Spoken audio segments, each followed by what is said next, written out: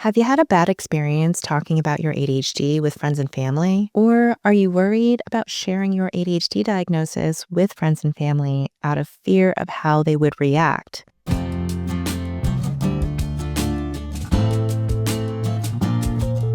This is Tips from an ADHD Coach, and I'm your coach, Jaye.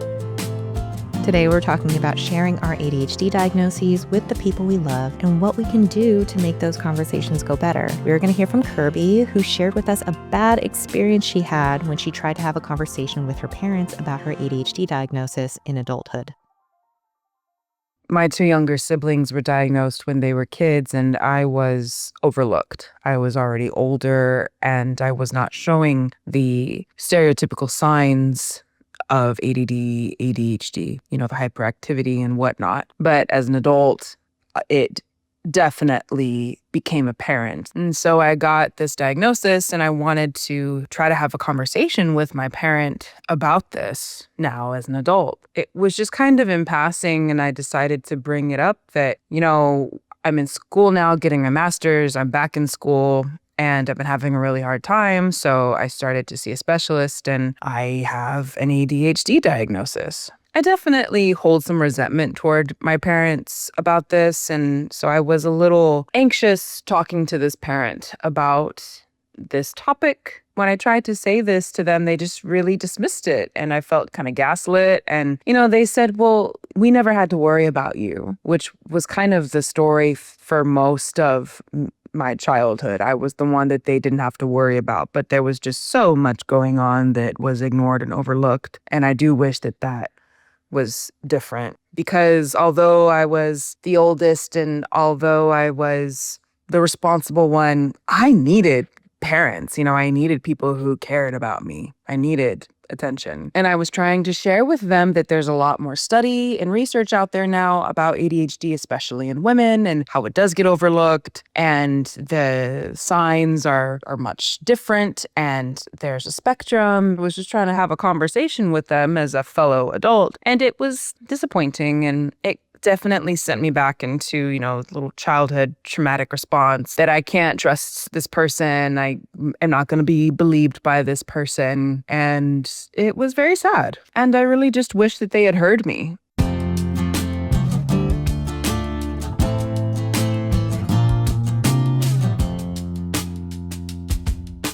Kirby's experience did not have a happy ending. It sounds like her parents got defensive, and what they said to her did not make her feel heard or supported. It brought up a lot of negative feelings she had throughout her childhood of feeling overlooked, uncared for, unable to trust her parents with what she was sharing. Ultimately, this conversation about her ADHD damaged her feelings of connection with her parents, and that's a shame. Unfortunately, this is a common experience for many of us with ADHD. I've heard similar stories of negative experiences that clients, friends, and support group members have had after sharing their ADHD diagnoses with the people around them, and I've noticed a lot of common patterns. First off, Kirby says that this conversation was in passing. It didn't seem like she was prepared for what she wanted to say or how she wanted to say it. This was a major life event that probably shook up every aspect of her life and her self-identity, and it makes sense that she would want to share that with the people she loves. But did she know what she wanted to get out of that conversation before she started it? That's something I ask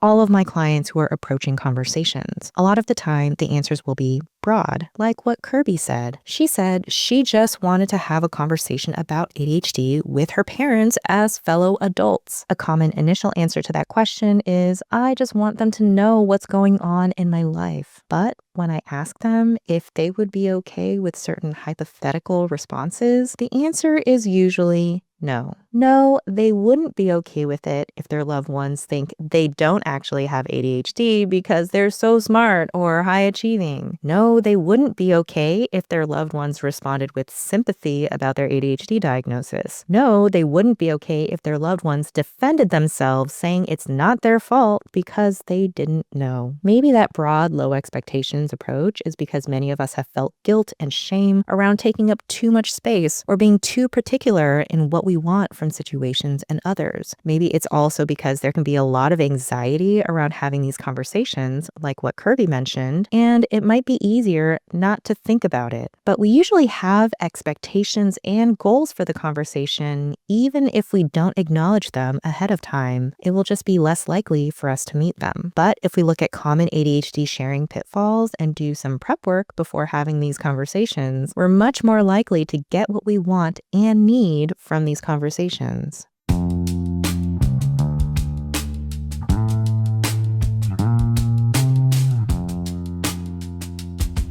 There are a few ways we can prepare for ADHD sharing conversations, and they all start with asking ourselves questions. I suggest doing this with an ADHD coach, therapist, trusted friend, partner, etc., or by journaling. Write down your answers as you come up with them so you don't have to use a lot of brain power to recall it all later. The first is the question I mentioned earlier. What do you want to get out of the conversation? Or as a rephrase, what change do you want to see happen after having this conversation with them? Do you want to feel more trust in sharing things with them? Do you want them to understand you better? Do you want them to be more compassionate about the challenges you've had your whole life?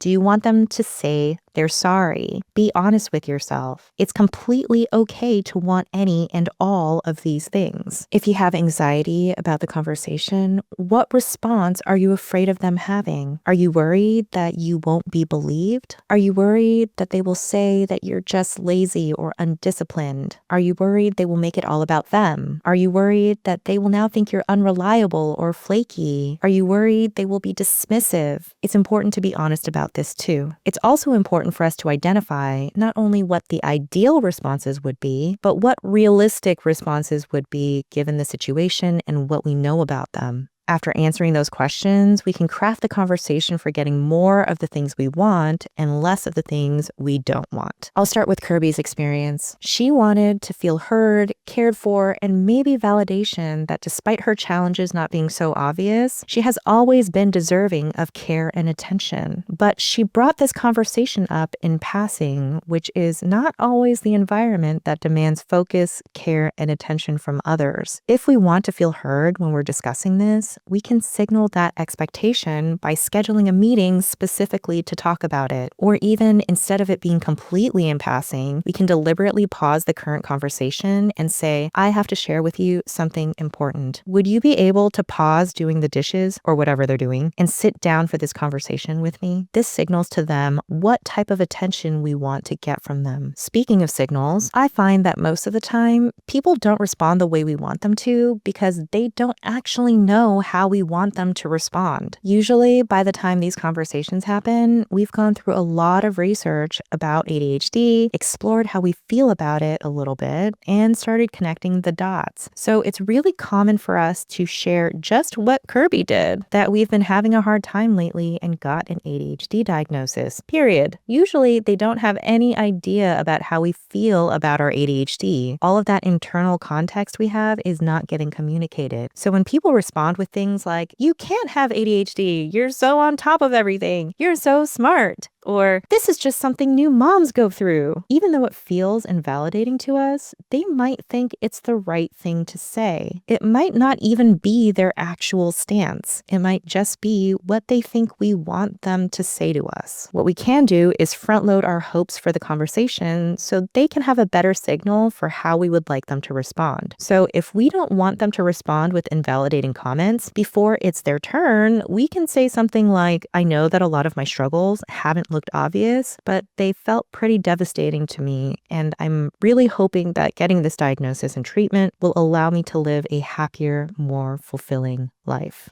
I mean, it's always possible for someone to be a jerk and respond with invalidating comments, but it would be more of a purposeful statement and not an accidental wrong thing to say by someone who is well-meaning. We can do this front-loading for a lot of the wants and fears for the conversation I mentioned earlier. If we want them to be more compassionate about our challenges and we're worried that they might just think we're lazy and not hard enough on ourselves, maybe we can share an experience we've had where we tried so hard hard, wanted to do something so badly, and shamed ourselves into oblivion, then found ourselves anxious, ashamed, and still unable to move forward. We can talk about how on the outside, it always looked like we didn't care, and maybe we convinced ourselves we didn't care because that felt less painful. But we do. We care a lot. We always wanted to do better. We wanted to make them proud. I know that vulnerability is a hard emotion to display around other people, but if we want more compassion and understanding from others, vulnerability can be so powerful. Front-loading our hopes for the conversation works best when we phrase what we're going to say like they are people we love, whose support is important to us, and who we believe will support us. Every person I've known has had many moments when they felt like they were bad parents, friends, partners, etc. Feeling inadequate when confronted with shortcomings can often lead people to insist that they did everything they could, which can feel really invalidating for us. When they feel like we're making accusations, blaming them, or calling them bad friends, partners, or family members, they're much more likely to get defensive, dismissive, and combative. And funny enough, we humans are more likely to say we're sorry when we don't feel like we're being accused. So saying, "I'm not blaming you, you didn't know," is more likely to get us an apology than saying, "You didn't notice the signs," or even what Kirby said, that she felt ignored and overlooked. If we approach the conversation like we're on the same team, they're much more likely to respond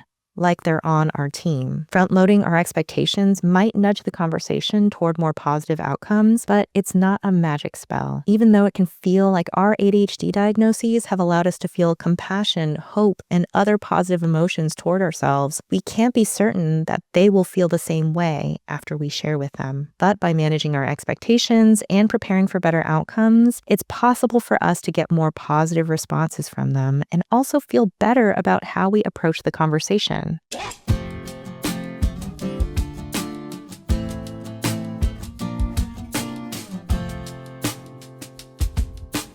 Two more things we can do to have more positive ADHD conversations. Work through the wide range of emotions we experience after having an ADHD diagnosis before having these conversations. I mentioned that people are more likely to respond badly if they feel like we're casting blame or calling them bad people. When all these emotions feel raw, especially when we feel like we've been cheated in life, it's really easy for those words to come out like accusations, then really easy for those conversations to go badly. Talk through your emotions around the diagnosis, preferably with a mental health professional, so that you can approach these conversations with more intention. Also, do some practice runs. Almost all of my clients say they know what they want to say already, so we don't need to practice. I ask them to say it out loud. It'll only take a few minutes. Without fail, there will be something or a few things they say where they stop and say, "No, that came out wrong." Practice runs can help us identify when things might sound accusatory and make it more likely for words to come out the way we intend them to. And one last thing, you don't have to share your ADHD with someone if you don't think they will respond well to it. If they have a track record of dismissing feelings, shifting blame, or making it about themselves, it's possible that you won't get what you want from the conversation. The same thing goes if you aren't able to identify what you want to get out of the conversation, or if you're not yet able to talk about your ADHD without getting mad or blaming them in practice rounds. There is no obligation for you to share this with them, and especially not right away. I didn't share my ADHD diagnosis with my parents until about 6 months afterward. I didn't want them to react like I was blaming them for all of my past struggles. As Taiwanese American immigrants, I doubted they even knew what ADHD was, and years before, they had dismissed me when I shared I was taking SSRIs for anxiety and told me I just needed to go hiking more. I could tell that it was still too raw for me to talk to them about it, and I couldn't see any good outcomes. After about 6 months, they asked me what I was going back to school for, and I answered ADHD coaching. As predicted, they didn't know what it was, so I said, "It's what I have. I got my diagnosis in November, and I've been getting treatment for it since then." I braced for the worst, but after a long pause, my dad said, "We were wondering what changed. You've been so happy, relaxed, and energetic. This is wonderful." I've always wondered if the conversation would have gone differently if I shared my diagnosis with them immediately when I was anxious, emotional, and burned out. Probably, but I guess I'll never know.